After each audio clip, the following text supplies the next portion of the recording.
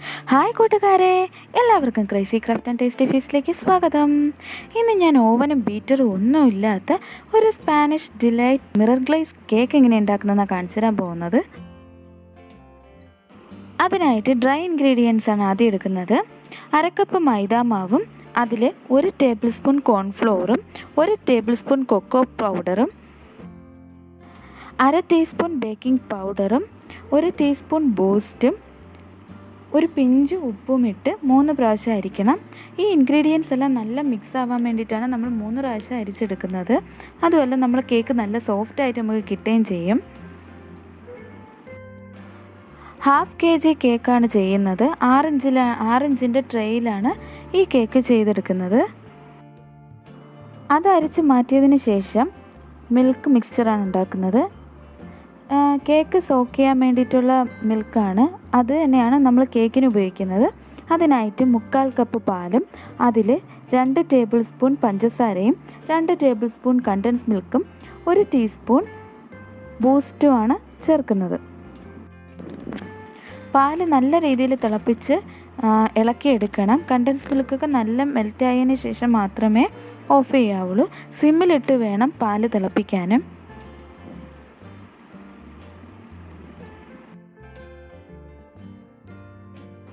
ഇനി നമുക്ക് egg beat ചെയ്യാം. അതിനായിട്ട് നല്ല ഡ്രൈ ആയിട്ടുള്ള, വെള്ളത്തിൻ്റെ ഈർപ്പം ഒട്ടും ഉണ്ടാവാൻ പാടില്ല, ഡ്രൈ ആയിട്ടുള്ള ഒരു ചരുവ എടുക്കണം. കുറച്ച് കുഴിയുള്ള ചരുവ എടുക്കണം കേട്ടോ. നമ്മൾ കൈകൊണ്ട് ബീറ്റ് ചെയ്യല്, ബീറ്ററാണെങ്കിൽ നമുക്ക് കുഴപ്പമില്ല.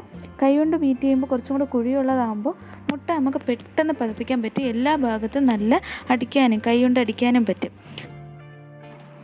2 മുട്ടയാണ് എടുക്കുന്നത്. അതിൽ 1/2 ടീസ്പൂൺ വാനില എസൻസും കൂടി ഒഴിച്ച് ജസ്റ്റ് ഒന്ന് വിസ്ക് കൊണ്ട് ഒന്ന് മിക്സ് ചെയ്തെടുക്കണം. വിസ്ക് യൂസ് ചെയ്താണ് മുട്ട ബീറ്റ് ചെയ്തെടുക്കുന്നത്. ഇതുപോലെ നമ്മൾ കടയത്തില്ലേ, അതേ കണക്ക് ബീറ്റ് ചെയ്യുന്നതാണ് കുറച്ചും കൂടെ എനിക്ക് എളുപ്പമായിട്ട് തോന്നുന്നത്. മുട്ടയുടെ എല്ലാ ഭാഗത്തും നമുക്ക് ബീറ്റ് ചെയ്യാൻ പറ്റും. ഇങ്ങനെ ആകുമ്പോഴത്തേക്കും കുറച്ചും കൂടെ കുഴിയുള്ള ചരുവ ആകുമ്പോഴത്തേക്കും നമുക്ക് ബൗളൊക്കെ ആണെങ്കിൽ നമുക്ക് കുറച്ചും കൂടെ എളുപ്പത്തിന് ഇതുപോലെ ബീറ്റ് ചെയ്തെടുക്കാം. അതിൽ ഇടയ്ക്കിടയ്ക്ക് പൊടിച്ച പഞ്ചസാര, നമ്മൾ കൈകൊണ്ട് ബീറ്റ് ചെയ്യുന്നുണ്ട്, പൊടിച്ച പഞ്ചസാര വേണം മാക്സിമം യൂസ് ചെയ്യാൻ വേണ്ടിയിട്ട്. അതൊരു 1/2 കപ്പ് പഞ്ചസാരയാണ് ഞാൻ എടുക്കുന്നത്. മാക്സിമം നമ്മൾ പഞ്ചസാര പൊടിച്ച് തന്നെ യൂസ് ചെയ്യാൻ നോക്കണം കൈകൊണ്ട് ബീറ്റ് ചെയ്യുമ്പോഴത്തേക്കും. അല്ലെങ്കിൽ പഞ്ചസാര തരിയൊക്കെ കിടന്ന് പെട്ടെന്ന് തന്നെ നമ്മൾ കേക്കിൻ്റെ താഴത്തെ ഭാഗം പെട്ടെന്ന് കരിഞ്ഞു പോവും, അല്ലെങ്കിൽ കട്ടിയായി പോവും, അങ്ങനെയൊക്കെ വരാറുണ്ട്. അതുകൊണ്ടാണ് പഞ്ചസാര പൊടിച്ച് തന്നെ യൂസ് ചെയ്യണമെന്ന് പറയുന്നത്. ഇനി അതിൽ 1 ടേബിൾ സ്പൂൺ സൺഫ്ലവർ ഓയിൽ ഒഴിച്ച് മിക്സ് ചെയ്യുകയാണ്. അത് കൂടുതലായിട്ട് അടിക്കാൻ പാടില്ല, ജസ്റ്റ് ഒന്ന് മിക്സ് ചെയ്തെടുത്താൽ മതി. ഒരു 15 മിനിറ്റ്സോളം സ്പീഡിന് നമ്മൾ ഇതുപോലെ അടിക്കേണ്ടി വരും. ഇടയ്ക്കിടയ്ക്ക് ഇങ്ങനെ റൗണ്ട് ചെയ്ത് അടിക്കുകയും ചെയ്യാം. എന്നിട്ട് നമ്മൾ നേരത്തെ മിക്സ് ചെയ്ത് വെച്ചിരുന്ന മിൽക്ക് 1 ടേബിൾ സ്പൂൺ ഒഴിച്ചു കൊടുക്കുകയാണ്. എന്നിട്ട് ഒന്നും കൂടി മിക്സ് ചെയ്തെടുക്കുകയാണ്. നിർത്താതെ സ്പീഡിൽ തന്നെ ബീറ്റ് ചെയ്തുകൊണ്ടിരിക്കണം. ഒരു ഹെൽപ്പും കൂടെ ഉണ്ടെങ്കിൽ നമുക്ക് പെട്ടെന്ന് അത് ബീറ്റ് ചെയ്ത് ക്രീമി കൺസിസ്റ്റൻസി കിട്ടും. ഇതിപ്പം ഞാനും അമ്മയും കൂടെ മാറി മാറി ഇങ്ങനെ ബീറ്റ് ചെയ്തുകൊണ്ട് കുറച്ച് പെട്ടെന്ന് തന്നെ എനിക്ക് നല്ല ക്രീമി ആയിട്ട് കിട്ടി. ആ മുട്ടയുടെ മഞ്ഞയൊക്കെ മാറി കുറച്ച് കുറച്ച് ക്രീമി ആയിട്ടുള്ള വെള്ള കിട്ടി. ഇതിൽ നേരത്തെ അരിച്ച് വെച്ചിരിക്കുന്ന ഡ്രൈ ഇൻഗ്രീഡിയൻസ് കുറച്ച് കുറച്ചായിട്ട് മിക്സ് ചെയ്ത് കൊടുക്കുകയാണ്. ഞാൻ വുഡിൻ്റെ ഇതുപോലത്തെ ഒരു ചട്ടുകം തന്നെയാണ് എടുത്ത് മിക്സ് ചെയ്യാൻ യൂസ് ചെയ്യുന്നത്. കുറച്ച് കുറച്ചായിട്ട് ഇതുപോലെ എടുത്ത് ഇളക്കി കൊടുക്കണം. പതുക്കെ വേണം മിക്സ് ചെയ്ത് കൊടുക്കാൻ വേണ്ടിയിട്ട്. ഞാനൊരു 3-4 പ്രാവശ്യമായിട്ടാണ് ഇട്ട് മിക്സ് ചെയ്തത്. നമ്മൾ മിക്സ് ചെയ്യുന്നതിന് മുമ്പ് തന്നെ ഏതിലാണോ നമ്മൾ ബേക്ക് ചെയ്യുന്നത് അത് കുറച്ച് ചൂടാക്കാൻ വേണ്ടി സിമ്മിലാക്കി വെച്ചേക്കണം. ഒരു 5-10 മിനിറ്റിന് മുമ്പ് സിമ്മിലാക്കി അത് ചൂടാവാൻ വേണ്ടി വച്ചേക്കണം. ഞാനൊരു ഉരുളിയാണ് എടുത്തിരിക്കുന്നത്. അതെങ്ങനെയാണെന്ന് കാണിച്ചു തരാം. മാവ് നല്ല മിക്സ് ചെയ്തതിന് ശേഷം അതിൽ 1/2 ടീസ്പൂൺ വിനെഗർ ആഡ് ചെയ്യണം. ആഡ് ചെയ്യുന്നത് ഓപ്ഷണലാണ്, വേണമെങ്കിൽ വിനെഗർ ആഡ് ചെയ്താൽ മതി. കുറച്ചും കൂടെ സോഫ്റ്റ് ആവാൻ വേണ്ടിയിട്ടാണ് വിനെഗർ ആഡ് ചെയ്യുന്നത്. എന്നിട്ട് ചെറുതായിട്ടൊന്ന് മിക്സ് ചെയ്തെടുത്താൽ മതി. എന്നിട്ട് നേരത്തെ ഗ്രീസ് ചെയ്ത് വെച്ച് ബട്ടർ പേപ്പറൊക്കെ വച്ചേക്കുന്ന 6 ഇഞ്ചിൻ്റെ ട്രേയിൽ ഞാൻ ആ ബാറ്റർ ഒഴിച്ചു കൊടുക്കുകയാണ്. എന്നിട്ട് ഇതുപോലെ ഒരു പേപ്പർ വെച്ചിട്ട് ജസ്റ്റ് ഒന്ന് വരഞ്ഞിട്ട് വേണം ടാപ്പ് ചെയ്ത് കൊടുക്കാൻ വേണ്ടിയിട്ട്. അപ്പോൾ അകത്തുള്ള ബബിൾസ് എല്ലാം മുകളിൽ വന്ന് പൊട്ടിക്കോളും. പേപ്പർ വയ്ക്കുന്നത് നമ്മൾ കൂടുതൽ ടാപ്പ് ചെയ്യുമ്പോഴത്തേക്കും ട്രേയിൽ ഹോൾ വീഴാനൊക്കെ സാധ്യതയുണ്ട്. അത് വരാതിരിക്കാൻ വേണ്ടിയിട്ടാണ്. പ്രീ ഹീറ്റ് ചെയ്ത് വെച്ചേക്കുന്ന ഉരുളിയാണ്. അതിലൊരു റിങ് വെച്ച് ട്രേയും വെച്ചിട്ട് ഒരു നല്ല കറക്റ്റ് പാത്രം വെച്ച് അടച്ച് അതിൻ്റെ മുകളിലൊരു വെയിറ്റ് വയ്ക്കണം. എന്നിട്ടൊരു 20 മിനിറ്റ് കഴിഞ്ഞിട്ട് തുറന്നു നോക്കാം. ആ സമയത്ത് കുറച്ച് നട്ട്സ് ക്യാരമലൈസ് ചെയ്യണം. അതിനായിട്ട് 1/4 കപ്പ് പഞ്ചസാര മെൽറ്റ് ചെയ്തെടുക്കണം. നല്ല ബ്രൗൺ കളറായി മെൽറ്റായി വന്നതിന് ശേഷം അതിനകത്ത് 1 ടീസ്പൂൺ ബട്ടർ ഇട്ട് കൊടുക്കുകയാണ്. അടി കട്ടിയായിട്ടുള്ള പാത്രത്തിൽ വേണം ക്യാരമലൈസ് ചെയ്യാൻ വേണ്ടിയിട്ട്, അല്ലെങ്കിൽ ഇതുപോലെ കരിഞ്ഞു പിടിക്കും. എൻ്റെ പാത്രത്തിന് കട്ടിയില്ലായിരുന്നു. ഇനി ഞാൻ ക്യാരമലൈസ് ചെയ്തതിൽ കുറച്ച് നട്ട്സ് ഇട്ട് കൊടുക്കുകയാണ്. കാഷ്യൂ നട്ടാണ് ഇട്ട് കൊടുക്കുന്നത്. അത് നല്ല രീതിയിൽ ഒന്ന് മിക്സാക്കി എടുത്ത് ബട്ടർ ഗ്രീസ് ചെയ്ത് വെച്ചേക്കുന്ന ഒരു പ്ലേറ്റിലേക്ക് ഇതുപോലെ ഒഴിച്ച് സ്പ്രെഡ് ചെയ്ത് കൊടുക്കണം. ഇത് ഇനി കുറച്ച് നേരം തണുക്കാൻ വയ്ക്കണം.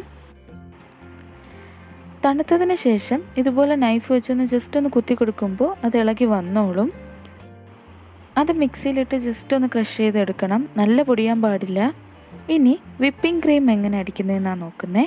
അതിനായിട്ട് ഒരു ചരുവത്തിൽ തണുത്ത വെള്ളം വെച്ച് അതിൻ്റെ മുകളിൽ ഫ്രിഡ്ജിൽ വെച്ചിരുന്ന ഒരു 2-3 മണിക്കൂർ ഫ്രിഡ്ജിൽ വെച്ച് തണുപ്പിച്ച ബൗളിലേക്ക് ഒരു 1/4 കപ്പ് വിപ്പിംഗ് ക്രീമാണ് ഒഴിച്ചു കൊടുക്കുന്നത്. എന്നിട്ട് അതിൽ 1 ടേബിൾ സ്പൂൺ കണ്ടൻസ് മിൽക്കും 1 ടീസ്പൂൺ ബൂസ്റ്റും കൂടെയാണ് ഇട്ട് കൊടുക്കുന്നത്.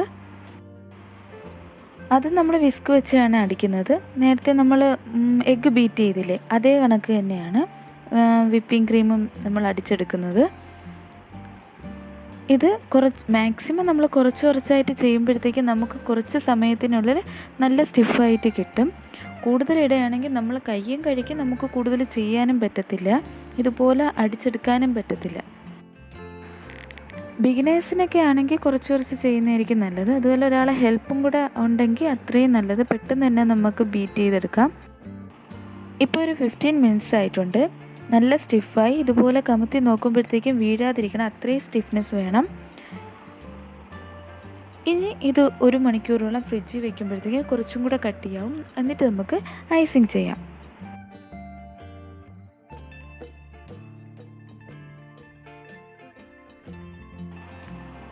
കറക്റ്റ് 20 മിനിറ്റ്സ് ആയപ്പോൾ തന്നെ കേക്ക് ബേക്കായി.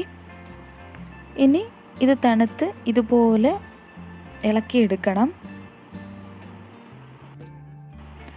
നല്ല സോഫ്റ്റ് ആയിട്ടുള്ള കേക്ക് തന്നെയായിരുന്നു കിട്ടിയത്. മുട്ടയുടെ സ്മെല്ലൊന്നുമില്ലാതെ നല്ല സോഫ്റ്റ് കേക്ക് തന്നെ കിട്ടിയത്.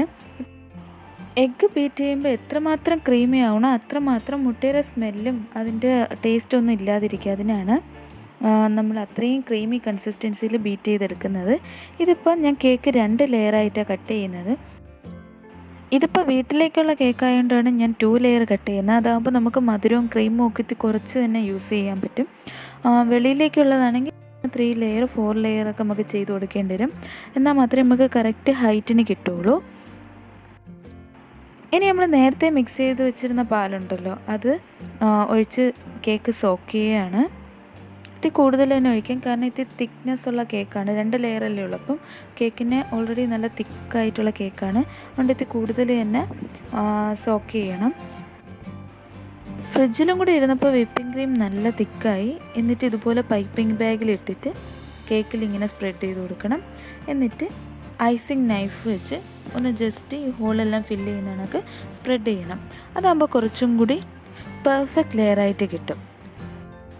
ഡയറക്റ്റ് ക്രീം ഇട്ട് സ്പ്രെഡ് ചെയ്യുമ്പോഴത്തേക്കും ചിലപ്പോൾ ക്രംസൊക്കെ പുറത്ത് വരാൻ സാധ്യതയുണ്ട്. ഇതാകുമ്പോൾ കുറച്ചും കൂടി എളുപ്പമായിട്ട് നമുക്ക് ലെയറിങ് ചെയ്യാം. എനിക്ക് കുറച്ചും കൂടി എളുപ്പമായിട്ട് തോന്നുന്ന ഇതാണ്. അതുപോലെ ബിഗിനേഴ്സിനും കുറച്ചും കൂടെ നല്ലത് ഇതായിരിക്കും. ഇതുപോലെ സൈഡും കൂടി ക്ലീൻ ചെയ്ത് കൊടുക്കണം. ഇടയ്ക്കിടയ്ക്ക് ഈ സൈഡും കൂടി ക്ലീൻ ചെയ്ത് കൊടുത്തിട്ട് വേണം നമ്മൾ അടുത്ത ലെയർ വയ്ക്കാൻ വേണ്ടിയിട്ട്. ഇനി നമ്മൾ നേരത്തെ ക്രഷ് ചെയ്ത് വെച്ചിരുന്ന ക്യാരമലൈസ്ഡ് നട്ട്സ് ഇതിലിട്ട് കൊടുക്കുകയാണ്. അതാകുമ്പോഴത്തേക്കും നമുക്ക് കേക്ക് കഴിക്കുമ്പോൾ ഇടയ്ക്കിടയ്ക്ക് കടിക്കാനും കൂടി കിട്ടും. ഇനി നമ്മൾ സെക്കൻഡ് ലെയർ ചെയ്യുകയാണ്. സെയിം ഫസ്റ്റ് ചെയ്ത അതേ മെത്തേഡിൽ തന്നെയാണ് മിൽക്ക് മിക്സ്ചറൊക്കെ ഒഴിച്ച് വിപ്പിംഗ് ക്രീമൊക്കെ നമ്മൾ സ്പ്രെഡ് ചെയ്ത് മെയിൻ കോട്ടാണ് ചെയ്യുന്നത്. ക്രം കോട്ട് ചെയ്യുന്നില്ല, കാരണം നമ്മൾ ഇതിൽ ചോക്ലേറ്റ് ഗനാഷ് ഒഴിക്കുകയാണ്. മെയിൻ കോട്ട് ചെയ്ത് ഒരു 2-3 മണിക്കൂർ ഫ്രിഡ്ജിൽ വെച്ച് ഒന്ന് സെറ്റാക്കണം. ആ സമയത്ത് ചോക്ലേറ്റ് ഗനാഷും ഉണ്ടാക്കി തണുക്കാൻ വയ്ക്കണം. എൻ്റെ ലാസ്റ്റ് വീഡിയോയിലുള്ള സെയിം മെത്തേഡിൽ തന്നെ ഇപ്രാവശ്യം ചോക്ലേറ്റ് ഗനാഷ് ചെയ്തിരിക്കുന്നത്. 2:1 റേഷ്യോയിൽ 1 കപ്പ് ചോക്ലേറ്റിൽ 1/2 കപ്പ് വിപ്പിംഗ് ക്രീമും കൂടി ഇട്ട് മെൽറ്റ് ചെയ്യാണ്. ഡബിൾ ബോയിൽ മെത്തേഡിലാണ് ചെയ്യുന്നത്. അല്ലാതെ വിപ്പിംഗ് ക്രീം നമ്മളൊരു പാത്രത്തിൽ വെച്ച് ചൂടാക്കിയതിന് ശേഷം അതിൽ ചോക്ലേറ്റ് ഇട്ട് കൊടുത്താലും മതി. ചോക്ലേറ്റ് മെൽറ്റായതിനു ശേഷം കുറച്ച് നേരം തണുപ്പിക്കാൻ വയ്ക്കണം. അതിനുശേഷം അപ്പോഴത്തേക്കും ചോക്ലേറ്റ് നല്ല കട്ടിയായിക്കോളും, ഗനാശത്തിൽ കട്ടിയായി തുടങ്ങും. എന്നിട്ട് വേണം ഇതുപോലെ ഒഴിച്ചു കൊടുക്കാൻ. ഗ്യാപ്പിലെല്ലാം ഫില്ല് ചെയ്ത് ഒഴിച്ചു കൊടുക്കണം. ചെറിയ ചെറിയ ഗ്യാപ്പുകളെല്ലാം സ്പൂണോ ഐസിങ് നൈഫോ വെച്ച് ഒന്ന് ഫില്ല് ചെയ്ത് കൊടുത്ത് കവർ ചെയ്തതിന് ശേഷം ഒരു 1/2 മണിക്കൂർ ഫ്രിഡ്ജിൽ വെച്ച്. അപ്പോഴത്തേക്കും ഗനാഷ് കുറച്ചും കൂടി തിക്കാവും, കുറച്ചും കൂടി ഗ്ലേസിങ്ങും കിട്ടും. ഇനി അതിലുള്ള ഡെക്കറേഷന് വേണ്ടിയിട്ട് ഒരു പ്ലേറ്റിൽ ഇതുപോലെ കുറച്ച് റോസ് ചെയ്ത് വയ്ക്കുക, വൈറ്റ് വിപ്പിംഗ് ക്രീമിൽ ചെയ്ത് വയ്ക്കുക. എന്നിട്ട് ബൂസ്റ്റ് ഇതുപോലെ ഇട്ട് ജസ്റ്റ് ഒന്ന് അരിപ്പ് വെച്ച് ഇതുപോലെ തട്ടിക്കൊടുത്താൽ മതി. അപ്പോൾ ഒരു ചെറിയ ഷെയ്ഡ് കണക്ക് കിട്ടും. അത് ഇതുപോലെ ഒരു സിസറിൽ നമ്മൾ കേക്കിൻ്റെ ഒരു സൈഡിലേക്ക് 3 കൂടെ വയ്ക്കുകയാണ്. ഇനി ഇതിൽ ചെറിയൊരു ഡെക്കറേഷൻ ചെയ്യുന്നുണ്ട്. ചെറിയൊരു ഫ്ലവർ നോസിലോ എന്തെങ്കിലും എടുത്തിട്ട് റോസ് ചെയ്ത് വെച്ചേക്കുന്നതിൻ്റെ ആ ഗ്യാപ്പിലേക്ക് ചെറുതായിട്ടൊന്ന് പ്രസ് ചെയ്ത് പൊക്കി കൊടുക്കുകയാണ്. അപ്പം ഒരു ബഡ്സ് കണക്കിരിക്കും. ഇനി കേക്കിൻ്റെ ബോട്ടം ഏരിയയും ഇതുപോലെ നോസിൽ വെച്ച് ചുറ്റും ഒരു ഔട്ട്ലൈൻ വരയ്ക്കുകയാണ്. ഇൻ കേസ് നമ്മളതിൽ നോസിലില്ലെങ്കിലും പൈപ്പിംഗ് ബാഗിൽ ഇതുപോലെ വിപ്പിംഗ് ക്രീം ഫില്ല് ചെയ്തിട്ട് ജസ്റ്റ് ഒന്ന് പ്രസ് ചെയ്ത് കൊടുത്താൽ മതി. ഈ ഡിസൈൻ ഇല്ലാതെ ചെറിയ ബബിൾസ് കണക്കും നമുക്ക് ഡിസൈൻ ചെയ്തെടുക്കാം. നോസിലില്ലെങ്കിൽ അങ്ങനെ ചെയ്യുന്നതും ഭംഗിയാണ്. നേരത്തെ ക്രഷ് ചെയ്ത് വെച്ചിരുന്ന ക്യാരമലൈസ്ഡ് നട്ട്സ് കുറച്ചും കൂടി മിക്സിയിലിട്ട് ഒരു പൗഡേർഡ് പരുവാക്കിയിട്ട് അതിൽ ജസ്റ്റ് ഒന്ന് സ്പ്രെഡ് ചെയ്ത് കൊടുക്കുകയാണ്. ഒന്ന് ചെറുതായിട്ട് വിതറി കൊടുക്കുകയാണ്. അതും ആ ഒരു സൈഡിൽ മാത്രമേ ചെയ്യുന്നുള്ളൂ, ഫുള്ളാണ് ചെയ്യുന്നില്ല. നമ്മളെ ഇഷ്ടം അനുസരിച്ച് സൈഡിലുമൊക്കെ ചെയ്യാം. വേണമെങ്കിൽ ഗോൾഡൻ ബീഡും പേൾ ബീഡും ഒക്കെ അതിൽ ഡിസൈനായിട്ട് കൊടുത്താൽ കുറച്ചും കൂടെ ഭംഗിയായിരിക്കും. ഇതിൻ്റെ സൈഡിൽ വേണമെങ്കിൽ നമുക്ക് ഹാപ്പി ബർത്ത്ഡേ വിഷൊക്കെ എഴുതാം. ഓവനും ബീറ്ററും ഒന്നും ഇല്ലാതെ തന്നെ നമുക്ക് വീട്ടിലൊരു ചെറിയ ഒരു കേക്ക് ഉണ്ടാക്കിയെടുക്കാം. നല്ല ടേസ്റ്റി ആയിരിക്കും. നല്ല സോഫ്റ്റ് ആയിട്ടുള്ള കേക്ക് തന്നെ നമുക്ക് ഉണ്ടാക്കിയെടുക്കാൻ പറ്റും. നിങ്ങൾക്ക് എല്ലാവർക്കും എൻ്റെ ഈ വീഡിയോ ഇഷ്ടമായെങ്കിൽ ലൈക്ക് ചെയ്യുക, ഷെയർ ചെയ്യുക, സബ്സ്ക്രൈബ് ചെയ്യുക. ഓക്കെ കൂട്ടുകാരെ, ബൈ.